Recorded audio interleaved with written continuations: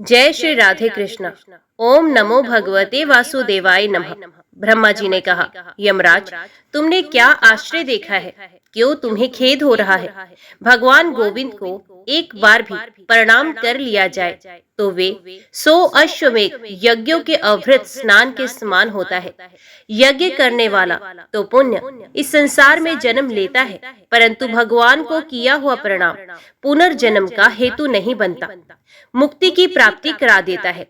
जिसकी जीवा के अग्रभाग पर हरि ये 2 अक्षर विद्यमान है, उसको कुरुक्षेत्र तीर्थ के सेवन अथवा सरस्वती नदी के जल में स्नान करने से क्या लेना है? जो मृत्यु काल में भगवान विष्णु का स्मरण करता है, वे अभक्ष्य, भक्षण आदि से प्राप्त हुई पाप राशि का परित्याग करके भगवान विष्णु के सायुज्य को पाता है, क्योंकि भगवान विष्णु को अपना स्मरण बहुत ही प्रिय है। यमराज, इसी प्रकार वैशाख नामक मास भी भगवान विष्णु को प्रिय है, जिसके धर्म को श्रवण करने मात्र से मनुष्य सब पापों से मुक्त हो जाता है। उसके अनुष्ठान में तत्पर रहने वाला मनुष्य यदि मुक्ति को प्राप्त हो तो उसके लिए क्या कहना है। वैशाख मास में भगवान पुरुषोत्तम के नाम और यश का गान किया जाता है, जिससे भगवान बहुत प्रसन्न होते हैं। पुरुषोत्तम श्री हरि संपूर्ण जगत के स्वामी और हमारे जनक हैं। ये राजा कीर्तिमान वैशाख मास में उन्हीं भगवान के प्रिय धर्मों का अनुष्ठान करता है, जिससे प्रसन्नचित होकर भगवान विष्णु सदा उसकी सहायता में स्थित रहते हैं। भगवान वासुदेव के भक्तों का कभी अमंगल नहीं होता, उन्हें जन्म, मृत्यु, जरा और व्याधि का भय भी नहीं होता। कार्य में नियुक्त किया हुआ पुरुष यदि अपनी पूरी शक्ति लगाकर स्वामी के कार्य साधन की चेष्टा करता है तो उतने से ही वे कृतार्थ हो जाता है। यदि शक्ति के बाहर का कार्य उपस्थित हो जाए तो स्वामी को उसकी सूचना दे दे, उतना कर देने से वे उऋण हो जाता है और सुख का भागी होता है। जिसने उस प्रयोजन को स्वामी से निवेदित कर दिया है, उसके ऊपर ना तो कोई ऋण है और ना पातक ही लगता है। अपने कर्तव्य पालन के लिए पूरा यत्न कर लेने पर प्राणी का कोई अपराध नहीं रहता। ये कार्य तुम्हारे लिए असंभव है, अतः इसके विषय में तुम्हें शोक नहीं करना चाहिए। ब्रह्मा जी के ऐसा कहने पर यमराज ने दीन वाणी में कहा, तात, मैंने आपके चरणों की सेवा से सब कुछ पा लिया।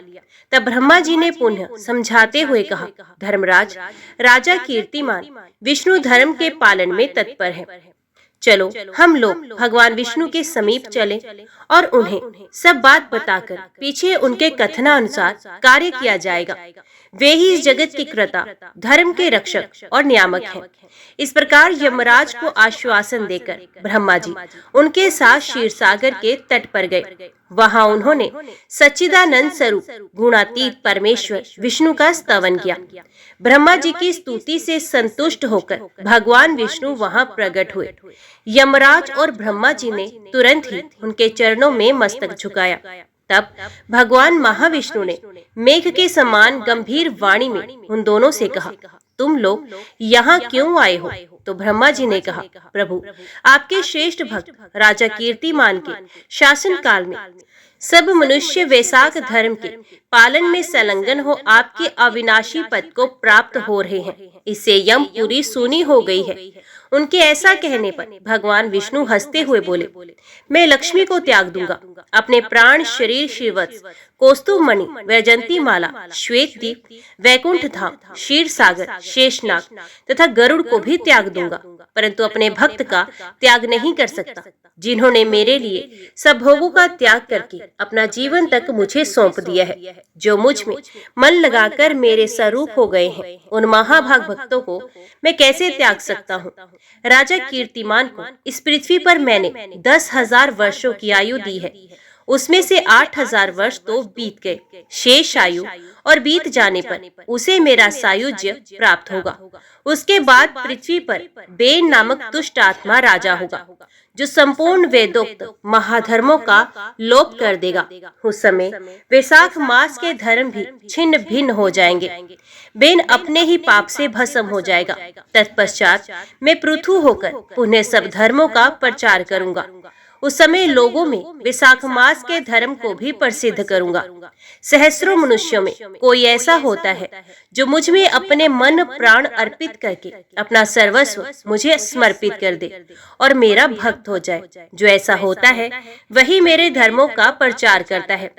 इस वैशाख मास में भी मैं वैशाख धर्म में तत्पर रहने वाले महात्मा पुरुषों तथा राजा के द्वारा समय अनुसार तुम्हारे लिए भाग दिलाऊंगा। लोक में जो कोई भी वैशाख मास का व्रत करेंगे वे तुम्हें भाग देने वाले होंगे। उनके वैशाख मास में बताए हुए महाधर्म के पालन में तुम कभी विघ्न न उपस्थित करना। यमराज को इस प्रकार आश्वासन देकर भगवान विष्णु वहीं अंतर्ध्यान हो गए। ब्रह्मा जी भी अपने सेवकों के साथ सत्यलोक को चले गए। उनके बाद यमराज भी अपनी पुरी को पधार गए। वैशाख मास की पूर्णिमा को पहले धर्मराज के उद्देश्य से जल से भरा हुआ घड़ा, दही और अन्न देना चाहिए। उसके बाद पितरों, गुरुओं और भगवान विष्णु के उद्देश्य से शीतल जल, दही, अन्न, पान और दक्षिणा फल के साथ कांसी के पात्र में रखकर ब्राह्मण को दान देना चाहिए। भगवान विष्णु की दिव्य प्रतिमा वैशाख मास की महात्म्य कथा सुनाने वाले दीन ब्राह्मण को देनी चाहिए। उस धर्म वक्ता ब्राह्मण को अपने धन से भी पूजित करना चाहिए। राजा कीर्तिमान ने सब कुछ उसी प्रकार किया। उन्होंने पृथ्वी पर मनोवांछित भोग भोग कर शेष आयु पूर्ण होने के पश्चात पुत्र पौत्र आदि के साथ श्री विष्णु धाम को प्रस्थान किया। मिथिलापति ने कहा, महामते, दुरात्मा राजा बेन प्रथम स्वयंभू मनवंतर में हुआ था और ये राजा इक्ष्वाकु कुलभूषण कीर्तिमान वैवस्वत मनवंतर के व्यक्ति हैं। ये बात पहले मैंने आपके मुख से सुनी है, परंतु इस समय आपने और ही बात कही है कि ये राजा जब वैकुंठ वासी हो जाएंगे उसके बाद राजा बेन उत्पन्न होगा। मेरे संशय को आप निवृत्त कीजिए। श्रुतदेव ने कहा, राजन, पुराणों में जो विषमता प्रतीत होती है वे युग भेद और कल्प भेद की व्यवस्था के अनुसार है। किसी कल्प में ऐसा ही हुआ होगा कि पहले राजा कीर्तिमान और पीछे बेन हुआ होगा। इसलिए कहीं कथा में समय की विपरीतता देखकर उसके अप्रमाणिक होने की आशंका नहीं करनी चाहिए।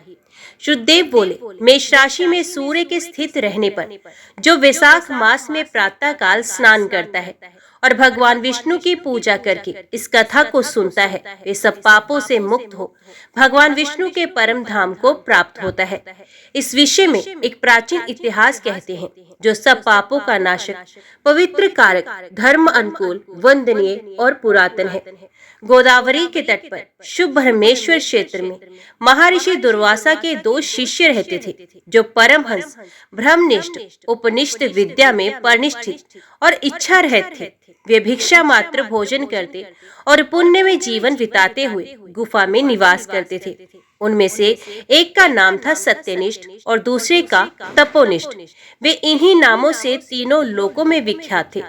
सत्यनिष्ठ सदा भगवान विष्णु की कथा में तत्पर रहते थे। जब कोई श्रोता अथवा वक्ता ना होता तब वे अपने नित्य क्रम किया करते थे।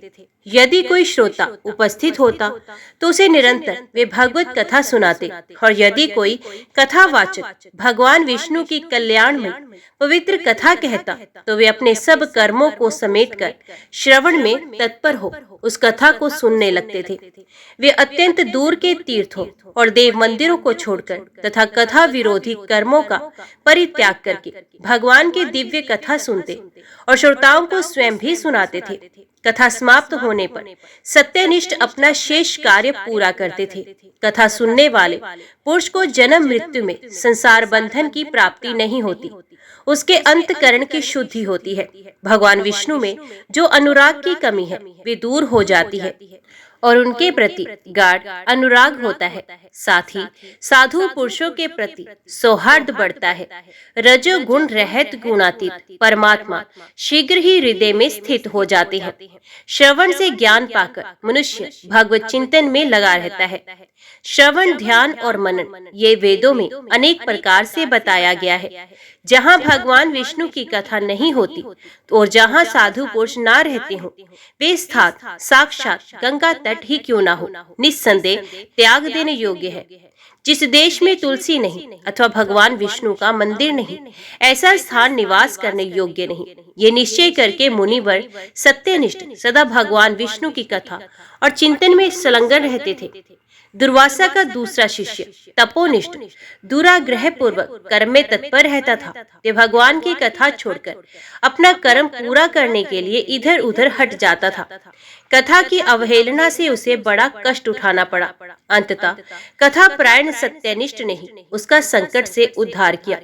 जहाँ लोगों के पाप का नाश करने वाली भगवान विष्णु की पवित्र कथा होती है, वहाँ सब तीर्थ और अनेक प्रकार के क्षेत्र स्थित रहते हैं।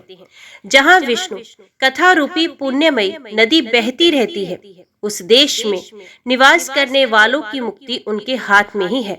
पूर्व काल में पांचाल देश में पुर्यशा नामक एक राजा थे, जो पुण्यशील एवं बुद्धिमान राजा भूर्यशा के पुत्र थे। पिता के मरने पर पुर्यशा राज्य सिंहासन पर बैठे। वे धर्म की अभिलाषा रखने वाले, शूरता, उदारता आदि गुणों से संपन्न और धनुर्वेद में प्रवीण थे। उन महामती नरेश ने अपने धर्म के अनुसार पृथ्वी का पालन किया। कुछ काल के पश्चात राजा का धन नष्ट हो गया। हाथी और घोड़े बड़े बड़े रोगों से पीड़ित होकर मर गए। उनके राज्य में ऐसा भारी अकाल पड़ा जो मनुष्य का अत्यंत विनाश करने वाला था। पांचाल नरेश राजा पुर्यशा को निर्बल जानकर उनके शत्रुओं ने आक्रमण किया और युद्ध में उनको जीत लिया। तदंतर पराजित हुए राजा ने अपनी पत्नी शिखिणी के साथ पर्वत की कंदरा में प्रवेश किया। साथ में दासी आदि सेवकगण भी उनके साथ थे। इस प्रकार छिपे रहकर राजा मन ही मन विचार करने लगे कि मेरी ये क्या अवस्था हो गई। मैं जन्म और कर्म से शुद्ध हूँ, माता और पिता के हित में तत्पर रहता हूँ, गुरु भक्त, उदार, ब्राह्मणों का सेवक, धर्मपरायण, सब प्राणियों के प्रति दयालु, देव पूजक और जितेंद्रिय भी हूँ। फिर किस क्रम से मुझे ये विशेष दुख देने वाली दरिद्रता प्राप्त हुई? किस क्रम से मेरी पराजय हुई और किस क्रम के फलस्वरूप मुझे ये वनवास मिला? इस प्रकार चिंता से व्याकुल होकर राजा ने खिन्न चित्त से अपने सर्वज्ञ गुरु मुनि श्रेष्ठ याज और उपयाज का स्मरण किया। राजा के आवाहन करने पर दोनों बुद्धिमान मुनीश्वर वहां आए। उन्हें देखकर पांचाल प्रिय नरेश सहसा उठकर खड़े हो गए और बड़ी भक्ति के साथ गुरु के चरणों में मस्तक रखकर प्रणाम किया। फिर वन में पैदा होने वाली शुभ सामग्रियों के द्वारा उन्होंने उन दोनों का पूजन किया और विनीत भाव से पूछा, विप्रवरों, मैं गुरु चरणों में भक्ति रखने वाला हूँ। मुझे किस कार्य से ये दरिद्रता, कोष हानि और शत्रु से पराजय प्राप्त हुई? किस कारण से मेरा वनवास हुआ और मुझे अकेले रहना पड़ा? मेरा ना कोई पुत्र है, ना भाई है, ना कोई हितकारी मित्र है। मेरे द्वारा सुरक्षित राज्य में ये बड़ा भारी अकाल कैसे पड़ गया? ये सब बातें विस्तार पूर्वक मुझे बताइए। राजा के इस प्रकार पूछने पर वे दोनों मुनि श्रेष्ठ कुछ देर ध्यान मगन हो इस प्रकार बोले, राजन, तुम पहले के 10 जन्मों तक महापापी व्याध रहे हो। तुम सब लोगों के प्रति क्रूर और हिंसा प्रायण थे। तुमने कभी लेश मात्र भी धर्म का अनुष्ठान नहीं किया। इंद्रिय संयम तथा मनोनिग्रह का तुमने सर्वथा अभाव था। तुम्हारी जीवा किसी प्रकार भगवान विष्णु के नाम नहीं लेती थी। तुम्हारा चित्त गोविंद के चारों चरणार विंदों का चिंतन नहीं करता था और तुमने कभी मस्तक नवाकर परमात्मा को प्रणाम नहीं किया। इस प्रकार दुरात्मा व्याध का जीवन व्यतीत करते हुए तुम्हारे 9 जन्म पूरे हुए। 10वां जन्म प्राप्त होने पर तुम स्वयं पर्वत पर पुनः व्याध हुए। वहां सब लोगों के प्रति क्रूरता करना ही तुम्हारा स्वभाव था। तुम मनुष्यों के लिए यम के समान थे, दयाहीन, शस्त्रजीवी और हिंसापरायण थे। अपनी स्त्री के साथ रहते हुए राह चलने वाले पथिकों को तुम बड़ा कष्ट दिया करते थे, बड़े भारी शठ थे। इस प्रकार अपने हित को ना जानते हुए तुमने बहुत वर्ष व्यतीत किए।